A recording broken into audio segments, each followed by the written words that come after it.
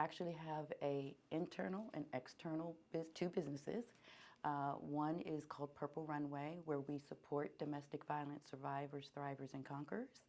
And then I am also a personal image consultant and a life coach with Camisole Style Consultancy. Oh my goodness. And they both make the story of the overarching goal that I'm committed to whole. That is amazing. You sound like you are very busy. Yeah. My goodness. How are you juggling everything, or how do you find like the time to like manage all of that? Sometimes you have to step away sometimes you have to step away from some things. I have great people that I collaborate with, I work with, who are on our board and our team. So just managing the time and making sure that I put my self-care first. Amazing. Definitely.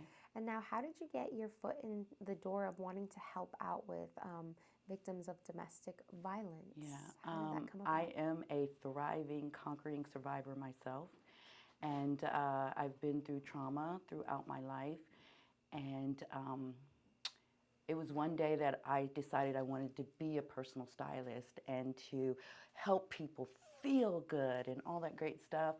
And I thought at that time that the business, I was like, I'm ready to launch, I'm ready to tell people. And I got a vision, and God said to me, how are you going to help people look good on the outside when you have work to do on the inside? You need to heal. So that crushed me because I lost confidence in what I was planning to do with that. But a delay is not a denial.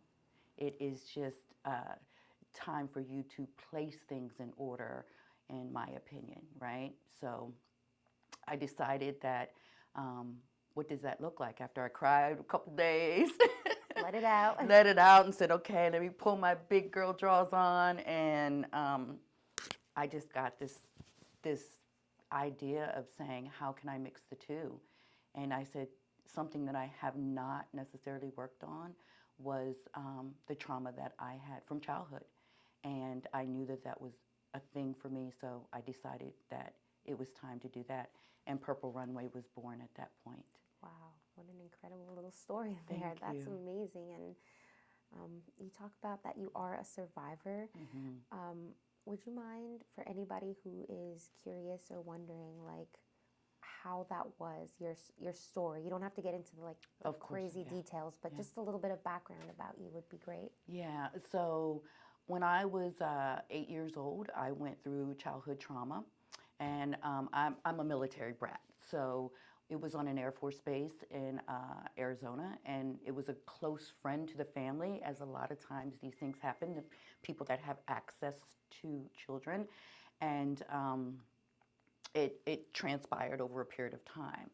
And I remember maybe a couple of years had gone by, because that was about 8 years old. I was really, really good in school, and I had a vivacious, great parents. My mom and dad are still in love today. They just celebrated 50 years. Well, congratulations to Yeah, them. thanks. And one day they said that they were going out of town, and I remember my mom in the bathroom putting her makeup on, and she said, we're going to go out of town. I was like, no, please don't go.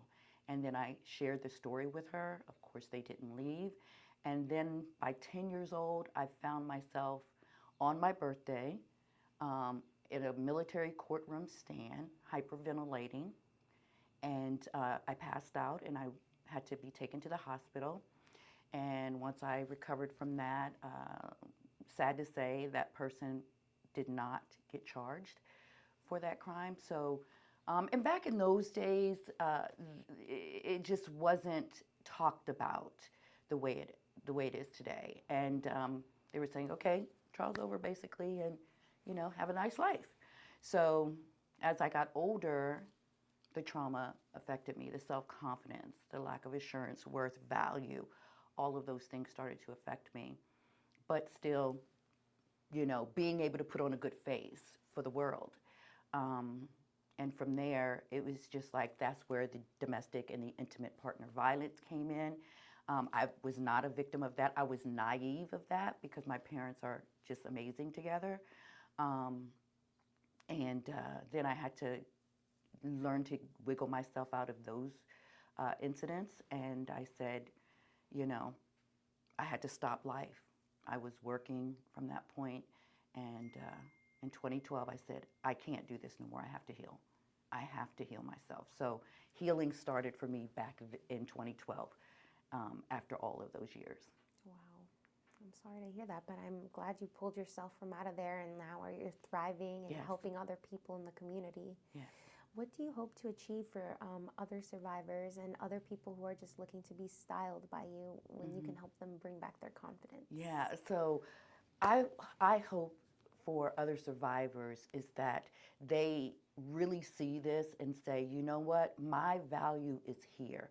Take that first step and to understand that what happened to you is not who you are. And self-rescue, even in this day and age with therapy, therapy is very important. I go to therapy, I've been to therapy, but self-rescue and having tools in your toolkit to help you manage day-to-day functions and people you can contact and have a great community. No, we don't want you to sit around and think that everyone is bad. We have to change that mindset. And when we do that, how we do that is that we work within a community that has gone through the things that we have gone through that can help us with the tools to move forward day to day. And I choose holistic. You know, traditional therapies, but holistic therapy is what's going to get you through day to day. And what does that look like? Well, we go through the different layers of self-care, peel back, understand our worth, and you know what? We can be more powerful than ever after that. Beautiful. And then for those of us who don't know, can you explain the difference of holistic versus going the normal or standard route? Yes. So holistic therapies, you know, a lot of times survivors like myself, we have anxiety in various different ways. We might have negative self-talk because we might have shame and guilt. So changing that mindset around and saying, you know what, when those negative thoughts come in, what do I do particularly to change that? Some people it's dancing, some people it's Reiki, some people it's art therapy, some people it's breathe therapy. And you find some walking in nature, some yoga. It's so many different ways that we can engage in holistic therapies, but when you're doing it with the community, it really, really brings it to life and hone in on it. And then who can you call to help you when some of those things may not be working that day, right? Mm-hmm. So having a buddy, an accountability partner, just like with anything else, that's what we want to do. Someone that is going to support you and listen to you and help you walk through that. So being cognizant of self-rescue is so very important. And what does that look like? Because it's a hyper-personalized platform for each and every single one of us. That's beautiful. I love that though, because sometimes the journey doesn't have to be done alone and it can be very isolating and some people may not understand what you're going through, but when you have a community of other people who understand and you can relate to, it makes it so much less complicated for you. So I love that you have that. Yeah, we are, you know, humans, and sociability is very important, and it's very easy to go into isolation. I know I have survivors that are just tipping into trying to pull all of that together, and they will isolate themselves. They will, oh yes, Gigi, I'll call you if I need anything or what have you. But then at times I'll know, okay, I feel like something is going on, and I'll pick up the phone and call them, and there's like, Gigi, you're always on time. Because it's a journey. It's not something that's going to happen instantaneously. And it's never going to end. That's the thing, it's no end. But the journey is the beautiful part of it, you know? And as I said, when you have people who care, that have really been there, that makes a whole world of difference. Absolutely. And do you have any events or anything coming up for the community to participate in? Or So we have, we just had a great event. It was called sip, shop, and share.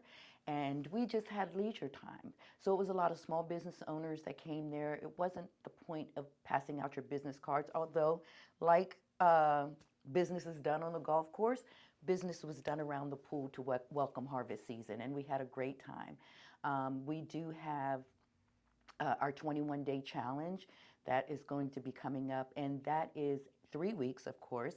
And each one of those weeks, we focus on different ways to holistically heal. The first week, we talk about the love of our body.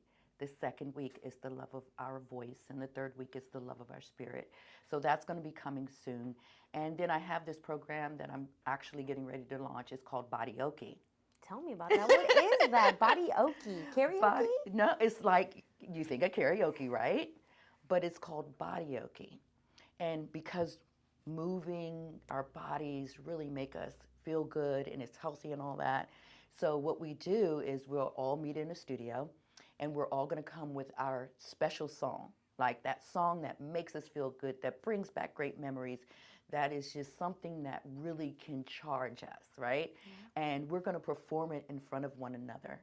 And then after we perform it in front of one another, we're going to share with each other why this song is so important to us.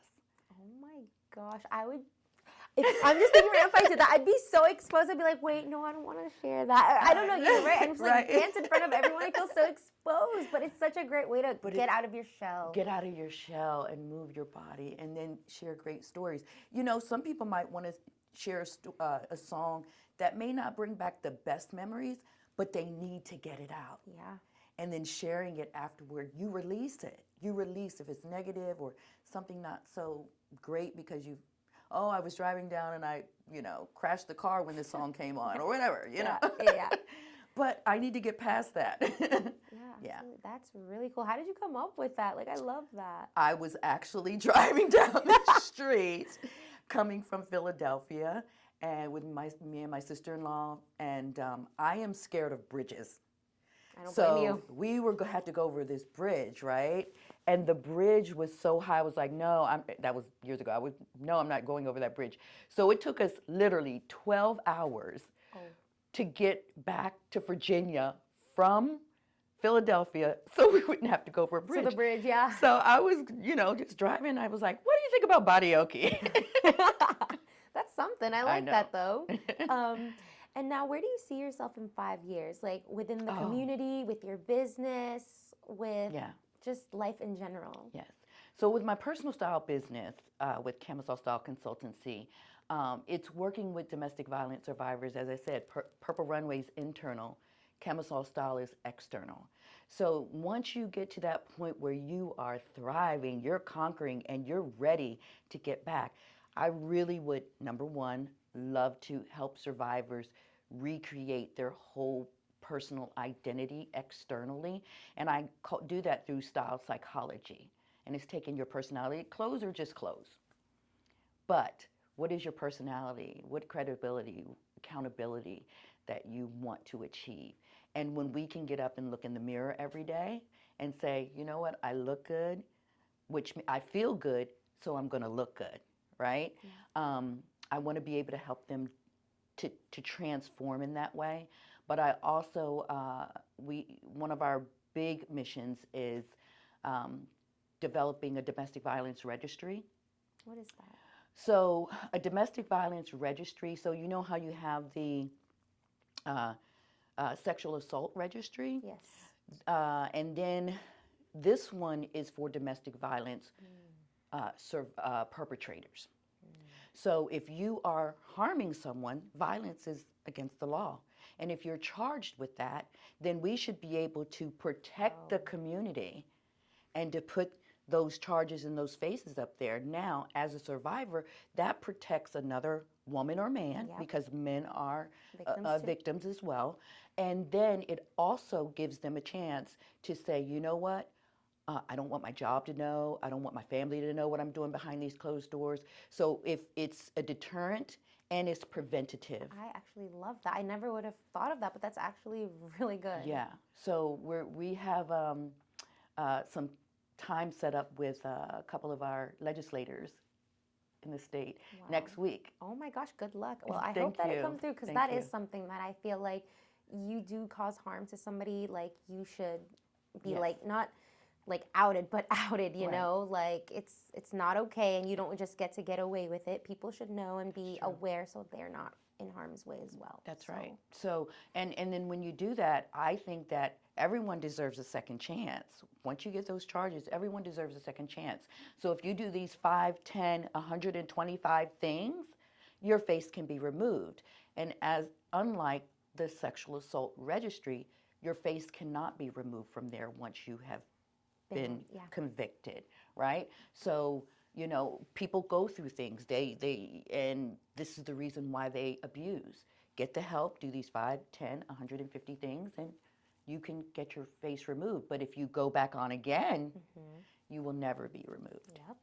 No, I like that. Like, Yeah. hold people accountable and like Yes. think twice before you ruin somebody's life or Yes. affect them. But, Yes, yeah. that's one of our main initiatives. And then we have workshops and programs, along with the importance of our big, big, big goal is to be able to get support to purchase land to be able to build 8 to 12 tiny homes for people and their families to recover healthy so they can move on in a healthy way. Oh, wow, that is amazing. Look at you doing all these little things, getting Thank the you. gears going Let's to a get 'em better going. future. I Let's get love 'em going. that. No, Thank you. thank goodness there's people like that out there in the world who, you know, when something bad happens to you, you can either let that break you or make you. And it looks like you've decided to like help others and not let it break you. No. And become And it broke me before. I mean, I guess I was bruised. I wasn't bruised. broken. Yes. Right? Yes. So being bruised and not broken, I just thought that this was the way for me to protect the future of other children and other women and other men who are going through this, and just try to be authentically let my light shine because I earned it. Yes, ma'am. I Yes, earned it. absolutely. Yes, you did. Thank you. And now, are there common misconceptions that a lot of people seem to not understand when it comes to domestic violence? What are those, and what would you like to clarify for certain people? I think the biggest misconception is that physical violence is domestic violence. And in actuality, when you look at the data from the National Domestic Violence Hotline, the most calls that they receive is through verbal and emotional abuse. So those are scars, those are unseen scars. But the scars, the domestic violence that's put out there are the physical. And a lot of people may go through domestic violence financially, emotionally, mentally, and verbally. And the thing is, they may not know because we have to be more forthright with education and prevention in another way. Now, what is that? Preventing it in a way in early stages in high school, in colleges, and beyond. Because in high school, there are children going through domestic violence right now. So if you have safe spaces to talk about healthy relationships in a way that connects with them, not passing them a sheet out and saying, do you know, but in a healthy way, like from examples, using case studies that they can relate to and have them talk through that. And when we approach it from that way, they're engaged and they're informed. Yes. And when we get them engaged and informed, we help prevent, because they will see the signs of someone that they like or their friend is going through, and they can say, you know what? Remember we talked about that case study, and this is one of the 2, 3, 4, 5 signs I'm seeing with him or her. Absolutely. So we have to get honest about prevention in this area, and definitely amend the laws in many, many ways so abusers and perpetrators won't abuse, because they're going to be concerned about themselves. And if it can continue to happen behind closed doors, then with no repercussions, then our future is still going to be the way it is. And right now, I know when I started this the first Purple Runway we had was in 2015. And back then, even the Huffington Post was calling domestic violence an epidemic. I mean, because that's what it is. It's an epidemic. Yeah. But you know what? Today in 2024, we're still saying it's an epidemic. But what are we doing to combat that? Yeah. No, What are we absolutely. doing to prevent it? And now with your runway, what all happens there? Like, tell my me about gosh. that. The runway it was an annual event at one point in time. And it was a time for us to get together to raise our chin up and put on amazing designs and come to Mercedes-Benz and, just enjoy one another for our strengths and say, girl, I see you. I love that. You're doing it. And then for the models, because even though there were models, a lot of the people in my shows during that time, and even now, they're not models, but they're models for that day. Yes, And then they're wearing $100,000 coats Oh or my one-of-one gowns at Mercedes-Benz. And their family is there.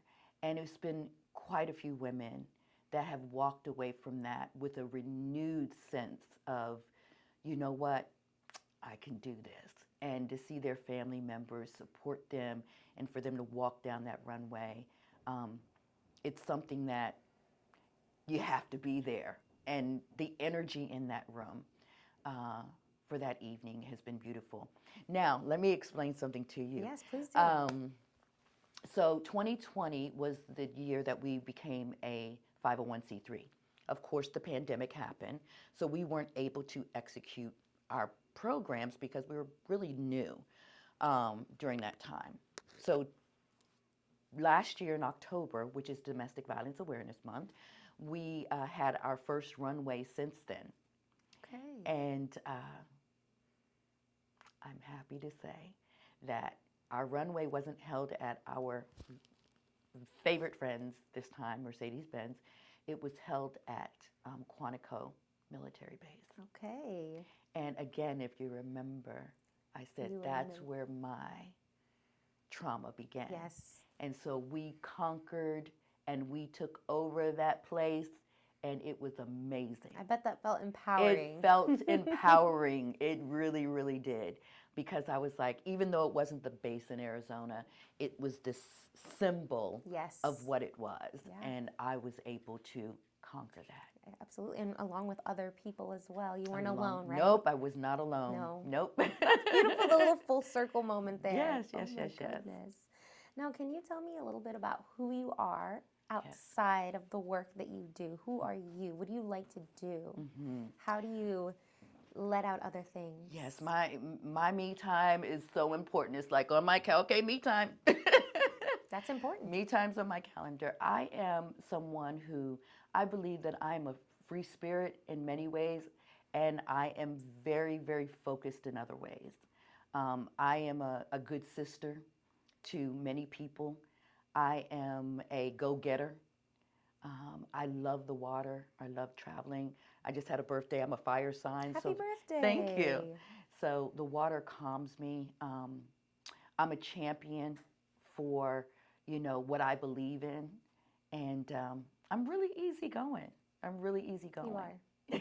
Yes. So, who am I even more? I think as a mother, as a wife, as a daughter, I've grown much better in those areas because of my holistic wellness journey. And my family gave me the real estate to do that. If there was anything else that you wanted to share with our audience that I was not able to touch on, what would you like to share? Yes. So I'm really excited, and I wanted to share this with you all, that I have been appointed as an advisory member for the CRC, which is the Crisis Receiving Center in Prince William County, to help build and open up that center for mental health wellness. And the way that we're doing it is we're advocating for those holistic therapies. And I was so honored when I got the call to sit on that board for 3 years that I'm just still beaming from ear to ear, because it lets us know that this is the first of its kind on the eastern region of the United States. Whoa. And for it to launch next year in May on schedule, that Prince William County is ahead of the game when it comes to the importance of holistic therapies. And to be able to have a voice, along with my team, to be able to have a voice on what that may look like, I'm ready to go. I'm so excited. That. Congratulations to Thank that. you so That's much. amazing. Thank you. My goodness. I wish you all the best with that. Thank you I'm so sure it's much. gonna You be... guys got to come to the ribbon cutting for sure. I'll ask you more details about that, Okay. but when is it? It's scheduled for May 2025, and it's at the Gander Building, I think it's called, right across from Potomac Mills. Oh, yeah, I know where that is. So that's going to be remodeled, and that is going to be our mental health wellness refuge for many people. That is huge for our community. Yes. Holy moly. Yes. Wow. Yeah, I'll definitely come check it out. Thank you. Wow. All right. So my last question this time, for real, is if you could leave our listeners with one message, what would that message be? It could be anything in your heart. Mm-hmm. Ooh, that's a good one. I guess my one message would be is that make sure that you take time for yourself daily, whether you are a husband, a wife, or an executive, a professional. Make sure you carve out time for yourself every day, even if it's scheduled on your calendar, because you know we love our calendars. Yes. It's scheduled on our calendars. Take 5 minutes. We have 5 minutes to just do deep breathing. Yeah. And you know what? Add on to that to create that toolkit.